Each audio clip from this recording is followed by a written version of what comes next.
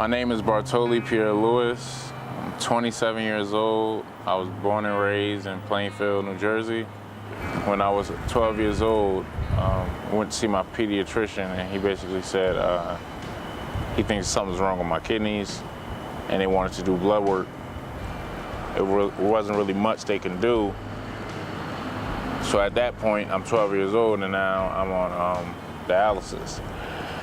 So I did dialysis for a good 3-4 years, and they found me a kidney. The kidney work lasted for 3 years, and then the same problem that I was diagnosed with came back. And the problem I was actually diagnosed with, they called it FSGS, which is scarring of the kidneys.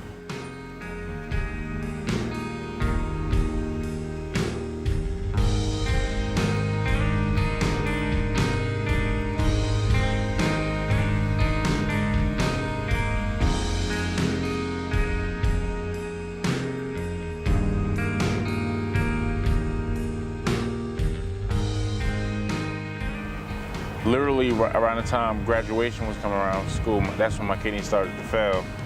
Back on dialysis for 5 years, then they ended up finding another transplant for me. This one only lasted for about a year. What they basically told me was every time you get a kidney, the same problem is more than likely gonna come back. They always ask me, why don't I do like a live donor? Me, in my opinion, I wouldn't want someone to give me their kidney and then they deal with a kidney problem and then they're in my shoes. That's my fear. And I know it's probably highly unlikely, but that's just one of my fears.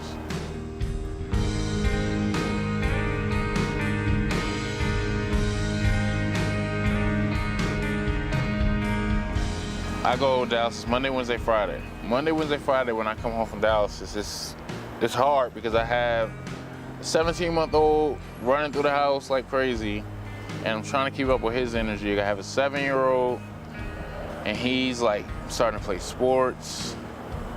He's into a lot of things, and I like to do these things with him because I don't want to feel like my dialysis or my kidney failure is the reason that he can't enjoy his dad. Like, I do poetry, spoken word poetry. That outlet basically helps me a lot when I'm sitting down doing dialysis for 3 to 4 hours with nothing to do. I always wrote. I always had a pen in my hand or a pencil in my hand, and I was writing. And my brother was really my main motivation. And then when he passed away, it was, I kind of gave up on writing, gave up on music. My time on this earth is limited. Everyone has to die at one point in time.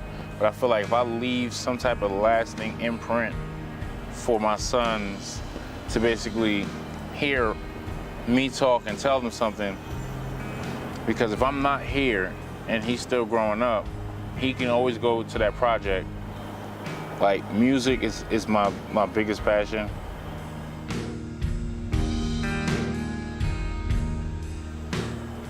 More people should know about this. Like, there should be like some type of awareness about it. Like I don't want to have to give a rundown to everybody I speak to about what it is. It would be a lot better if people actually knew what it was already. A foundation like this was long overdue, and I feel like the best people to run it are people that have or are dealing with kidney problems. Everyone needs help, but everyone also needs people to lean on when they feel like they don't have no one. No one actually understands the physical toll. Whereas, and if you speak to someone that actually get it, it's like refreshing. It's like, oh, you understand. It's not just you dealing with it. It's not just you dealing with it. There's other people out there that have the problem and they're willing to talk. I haven't found that till I came down here, and that's the Forever is Tomorrow Foundation. That's one of the best ideas I've seen